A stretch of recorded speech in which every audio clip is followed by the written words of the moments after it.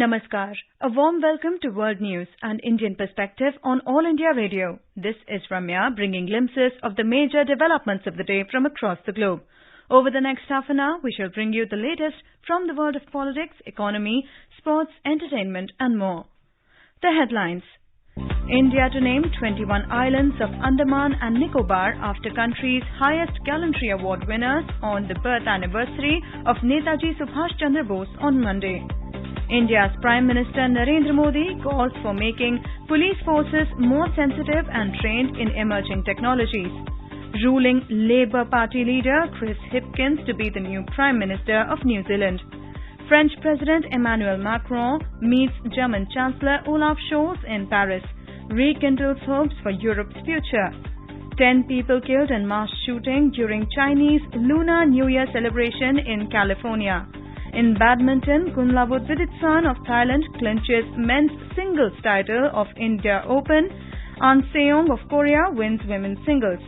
And in Hockey World Cup, New Zealand and Spain enter quarter-finals. India will observe Parakram Divas on Monday to mark the 126th birth anniversary of country's great freedom fighter Netaji Subhash Chandra Bose. On the occasion, India's Prime Minister Narendra Modi will name 21 unnamed islands of Andaman and Nicobar after country's highest gallantry award winners through video conferencing. During the program, Mr. Modi will also unveil the model of the National Memorial dedicated to Netaji to be built on Netaji Subhash Chandra Bose Dweep. The Government of India had declared the 23rd of January as Parakram Divas to celebrate the birth anniversary of Netaji Subhash Chandra Bose. This step will be an everlasting tribute to the country's heroes who made the ultimate sacrifice to protect the sovereignty and integrity of the nation. India's President Draupadi Murmu will confer Bravery Award on 11 children at a ceremony in New Delhi on Monday. India's Prime Minister Narendra Modi will interact with awardee children on Tuesday. Government confers the Bravery Awards on children for their exceptional achievements. The awards are conferred upon children in the age group of 5 to 18 years for their excellence in 6 categories. India will celebrate its 74th Republic Day on the 26th of January. Display of the growing stature of women in the armed forces will be one of the key highlights of the Republic Day parade this year. The Indian Navy and the Indian Air Force marching contingent will be led by women officers during the parade. The Indian Air Force marching contingent will be led by Squadron Leader Sindhu Reddy. Talking to AIR News, Sindhu Reddy said, leading the marching contingent on the Kartavya Path is really a proud moment for her. Similarly, Indian Air Force and Indian Navy marching contingent of 144 young sailors will also be led by a woman officer, Lieutenant Commander Disha Amrit.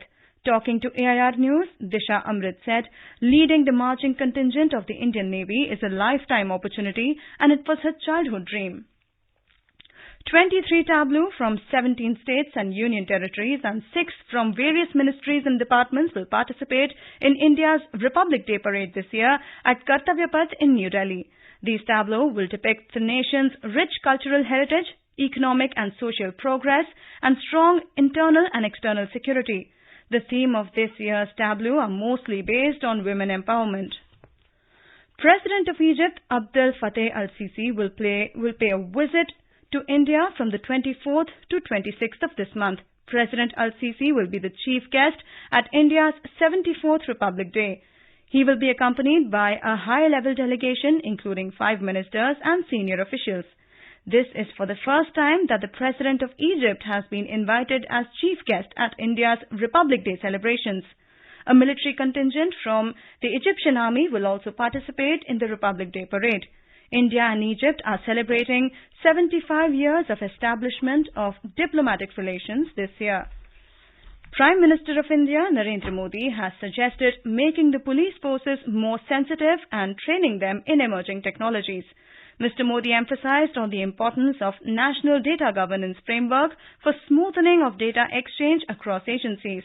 He stated this while attending the last 2-day of the 3-day 57th All India Conference of Directors General and Inspectors General of Police in New Delhi. The Indian Prime Minister suggested that while there should be further leverage of technological solutions like biometrics and others, There is also a need to further strengthen traditional policing mechanisms like foot patrols. During the conference, Prime Minister Modi also discussed strengthening of border as well as coastal security by organizing frequent visits of officials. The three-day conference covered various aspects of policing and national security, including counter-terrorism, counter-insurgency and cyber-security. The Indian Navy is set to commission the fifth Kalvari-class submarine Vagir on Monday. The submarine, built in India by Mumbai's Mazagon Dock Shipbuilders Limited in collaboration with France-based naval group, will be commissioned by Chief of the Naval Staff, Admiral R. Harikumar. India's G20 presidency is witnessing a series of deliberations and related events across the country. Ahmedabad is hosting B20 Inception meeting from Monday, while Chandigarh and Chennai are gearing up for other key meets this week. This week, the cities in focus were on G20 meetings held at Bhopal, Pune and Thiruvananthapuram. The first G20 Infrastructure Working Group meeting was held from 16th to 17th of January in Pune, while the first G20 Health Working Group meeting took place in Thiruvananthapuram from 18th to 20th of this month. In keeping with the theme of One Earth, One Family, One Future, participants deliberated upon global cooperation to tackle the issues related to urban infrastructure and healthcare. We take a close look at G20 events in India this week. The first G20 Infrastructure Working Group meeting under India's G20 presidency was held in Pune from 16th to 17th January. The meeting was hosted by the Department of Economic Affairs under the Union Ministry of Finance. India is the chair, while Australia and Brazil are the co-chairs. 64 delegates from 18 countries, 8 invited nations and 8 international organizations attended the meeting. The G20 Infrastructure Working Group discussed the 2023 infrastructure agenda under the Indian G20 presidency. In this two-day meeting, the flagship theme of Financing Cities of Tomorrow, Inclusive, Resilient and Sustainable, was discussed. The workshop also discussed how cities and governments could prepare themselves to increase private financing for cities of tomorrow. The foreign delegates also experienced the rich cuisine, history and culture of Pune. A two-day-long Think 20 meeting was held in Bhopal during January 16 to 17. The theme was Global Good Governance with Environment-Friendly Lifestyle, Moral Values and Auspiciousness. The participants deliberated upon a range of subjects such as trade, triangular cooperation, climate change and environment, financing, sustainable development goals, inclusive model of development, changing geopolitical scenario were among other key areas. Think 20 participants made key recommendations as Bhopal Declaration. These include the need for development and transformation to support transitions towards global south and global governance for life, that is, lifestyle for environment and responsible consumption. The other major event of the week was first G20 Health Working Group meeting at Thiruvananthapuram in Kerala from 18th to 20th January. India's Union Minister of State for Health and Family Welfare, Dr. Bharati Praveen Pawar, inaugurated the three-day event. She said pandemic policy must be a defining part of our health policy. The minister said that the learnings must form the agenda from our preparedness and response together, as COVID-19 will not be the last pandemic. In his keynote address, Union Minister of State for External Affairs V. Muralidharan highlighted India's strong culture of medical practices and innovation. The meeting focused on three main priorities: health emergencies prevention, preparedness and response, strengthening cooperation in the pharmaceutical sector, and digital health innovations to aid universal health coverage. Day 1 of the G20 Health Working Group meeting saw discussions on ways to tackle the urgent challenges in the health sector, mainly by microbial resistance. The participants took stock of cooperation in the pharmaceutical sector and provision of safe and low-cost healthcare systems. On the second day, discussions were held on digital health innovations to aid universal health coverage, solutions to urgent challenges in the health sector, and international cooperation in the field of pharmaceuticals and the digital health were among other key areas. Union Minister of State for Health Bharati Praveen Pawar emphasized that India's aim during G20 presidency is to focus on value-based healthcare and universal health coverage. She was speaking at the inaugural session on medical value travel on the sidelines of the first Health Working Group meeting in Thiruvananthapuram in Kerala on Thursday. India envisions to accelerate the efforts towards health system transformation, increasing the pace of implementation of value-based healthcare and achieving the goal of universal health coverage across the world. A workshop on G20 environment and climate sustainability was held in Bengaluru on Friday. The participants include the forest departments of all the states, associated international organizations, knowledge partners, local influential persons, media and community representatives. The event comes ahead of the first meeting of the G20 Working Group on Environment and Climate Sustainability in Bengaluru from the 9th to the 11th of February. Indian state of Uttar Pradesh is gearing up for the upcoming G20 meeting in the state. A G20 walkathon was organized in Lucknow, Agra, Varanasi and Noida on Saturday morning.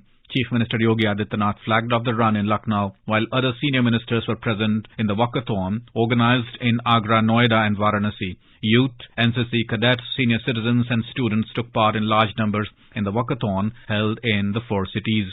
The inaugural ceremony of the B20 Inception meeting as a part of India's G20 presidency will be held in Gandhinagar on Monday. The meeting will be attended by India's Union Ministers Piyush Goyal and Ashwini Vaishnaw, State Chief Minister Bhupendra Patel, India's Sherpa to G20 Amitabh Kant and Tata Sons Chairman N. Chandrasekaran and host of national and international business leaders. The B20 Inception meeting will deliberate on various global issues ranging from climate change, innovation, global digital cooperation and resilient global value chains. Ahead of formal inauguration of the B20 meet in Gandhinagar, G20 delegation on Sunday visited Dandi Kutir Museum in Gandhinagar and took the glimpse of Mahatma Gandhi's life journey and principles. Nearly 600 delegates, including the 200 international delegates, are taking part in the B20 India meet. The cultural bonanza was organized on Sunday. The delegates witnessed Gujarat's traditional dance forms such as Garba, Dangi, tribal dance and Mishra Ras.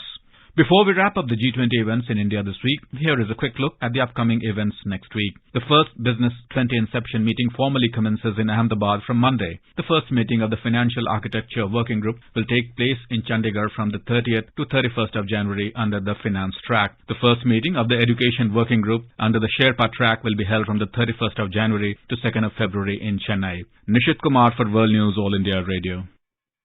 In today's Hotspot section, we bring you an interview with economic expert M. Ramesh on India's G20 presidency, opportunities and challenges.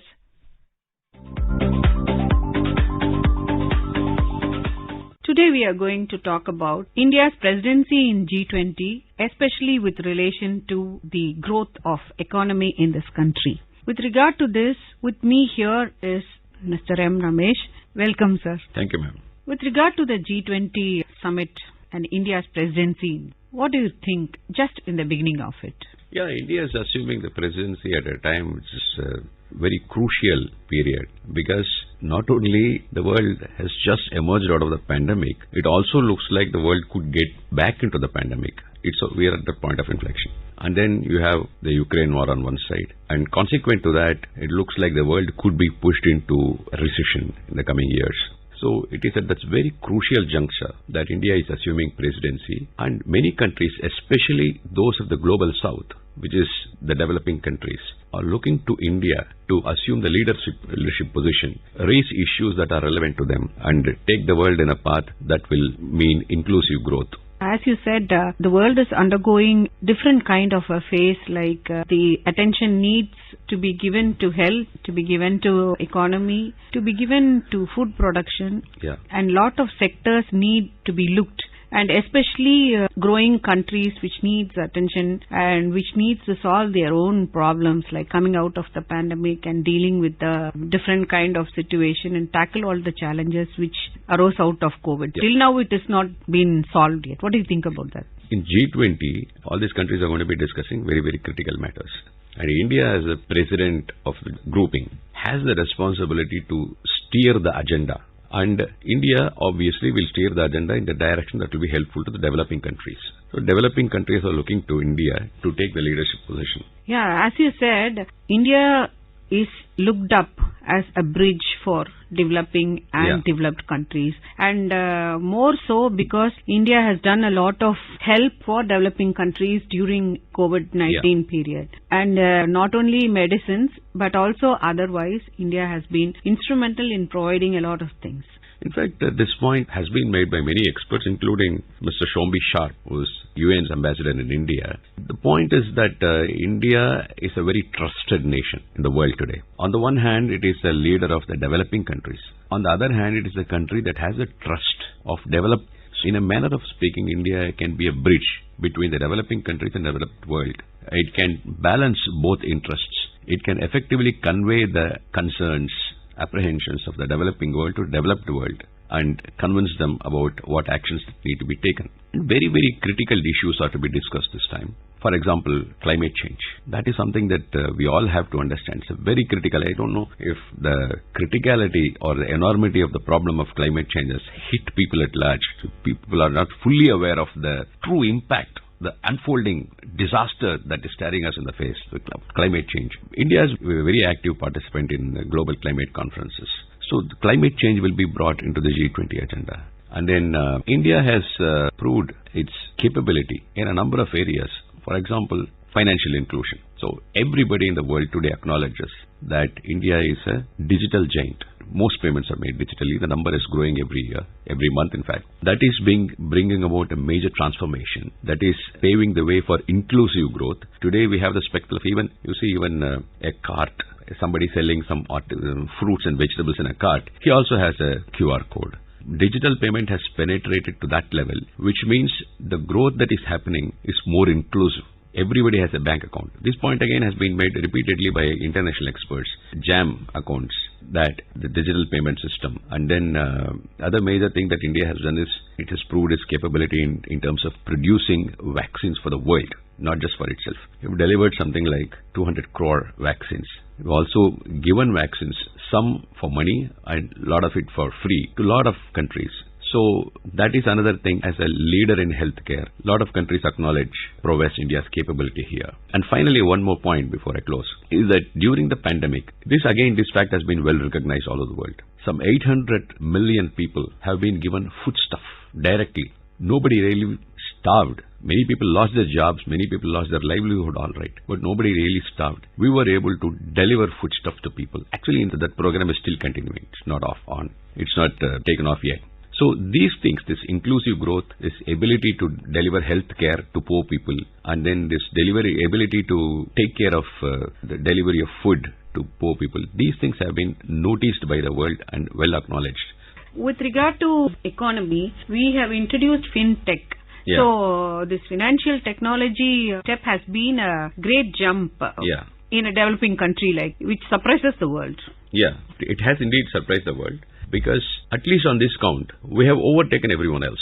It is not so surprising that the people who are well off, people who have their electronic gadgets, they are in this loop, FinTech loop. But here, even the lower sections of the society, not so financially, not so economically progressed, even they are well into this digital payment system. So that is something that the world has actually sat up and taken notice of. Yeah. In the last G20, they had discussed about middle-income countries emerging from the COVID effect. Yes. They need a lot of investments. Yes. One of the country, of course, we were able to recover to some extent, but still if you have to improve the economy, you need a lot of investments. Yes. So how will G20 help? Yeah, the world is today talking of what they call the blended finance. Blended finance means there are investors. They put in money with a view of making a good return on their money. That is the nature of investments, and that is a legitimate expectation of any investor. But at the same time, it should solve a problem in the society. In other words, it should meet one or more of the SDG goals, the Sustainable Development Goals.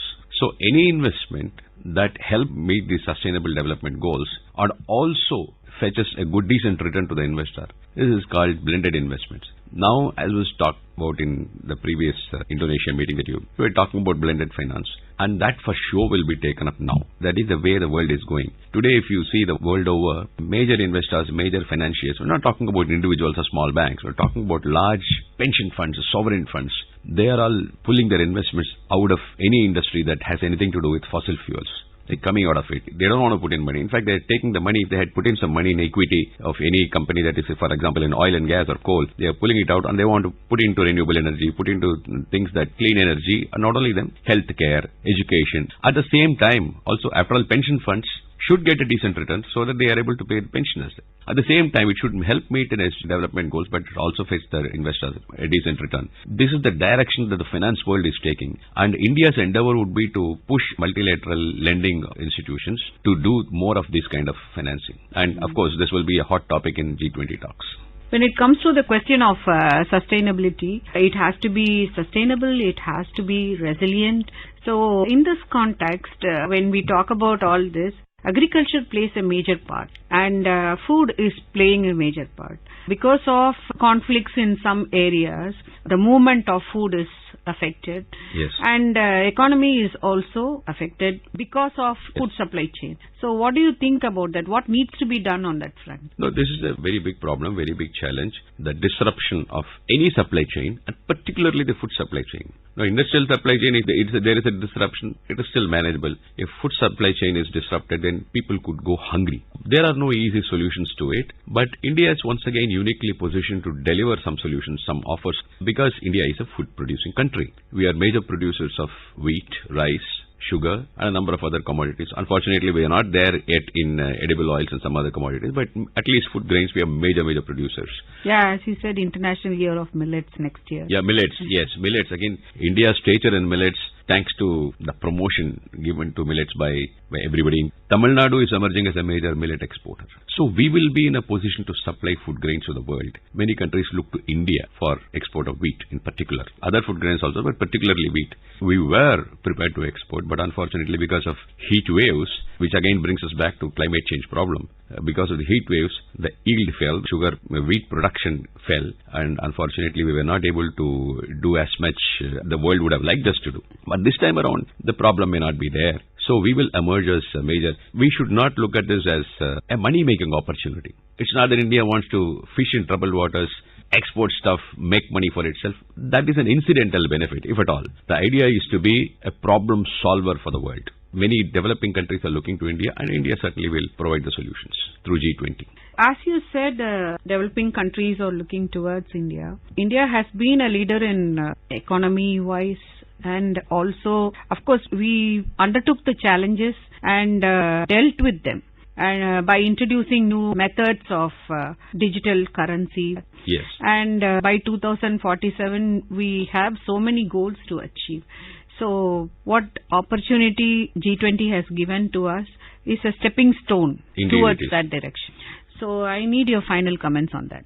At a very fundamental level, enhances India's image in the world. And secondly, we're going to be having number of meetings here. Something like 200 meetings in 50 cities have been planned. We're going to have lots of foreign dignitaries visiting many of these countries.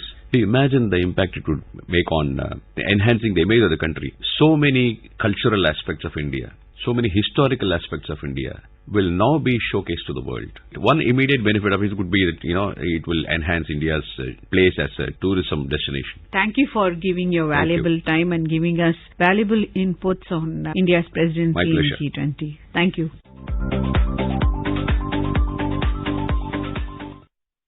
This is All India Radio giving you the world news.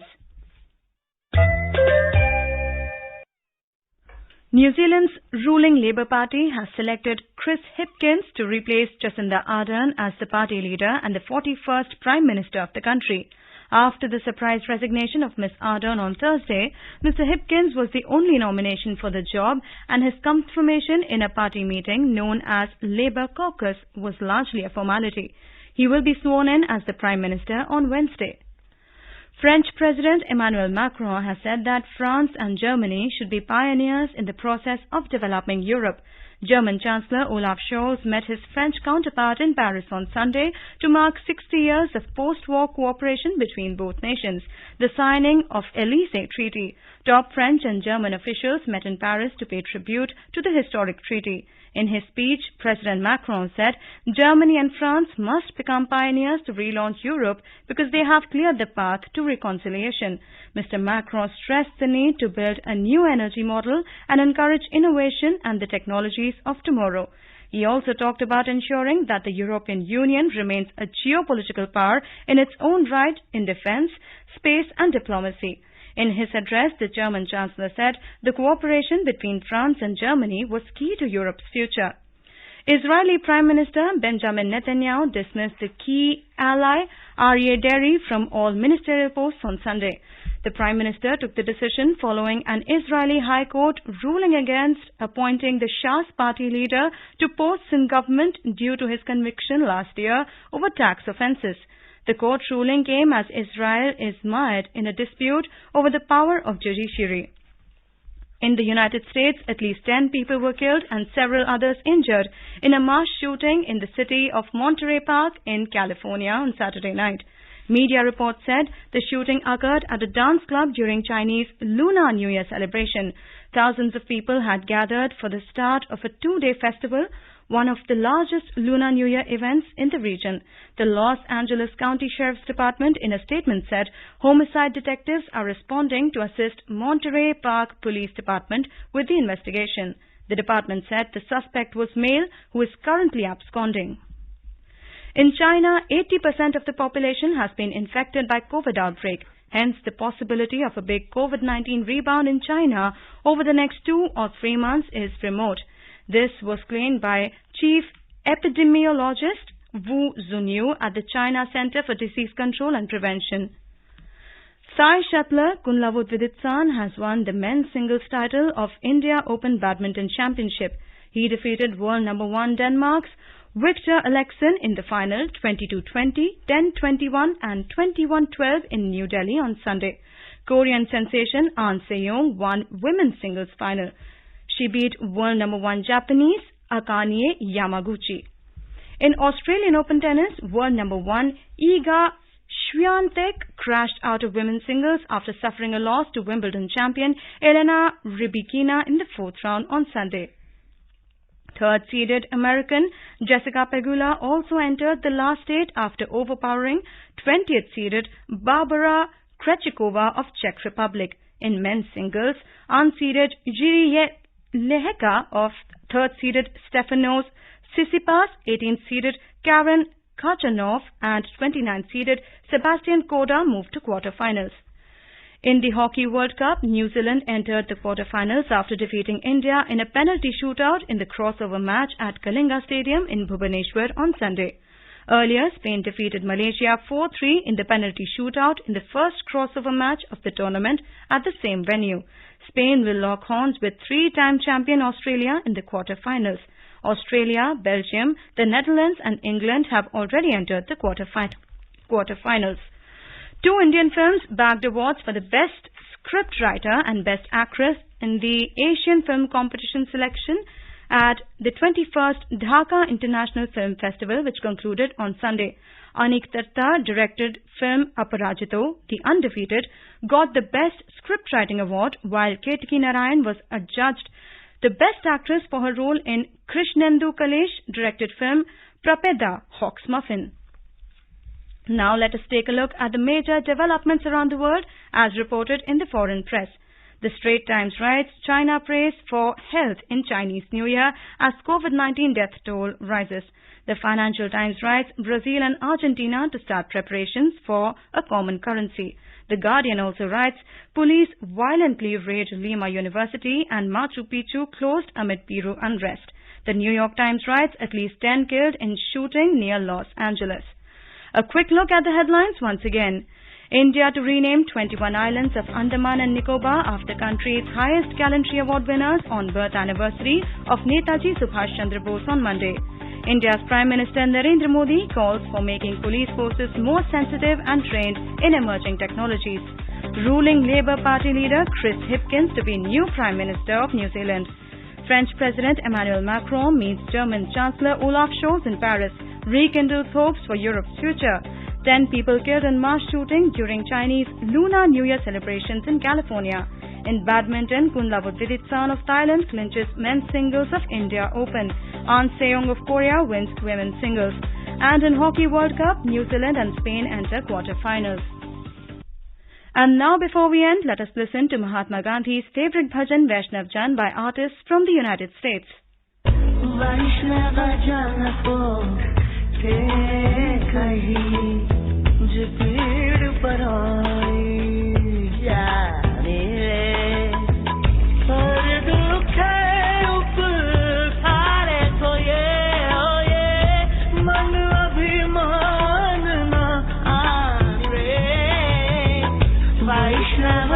नको केने कही सकल लोकमा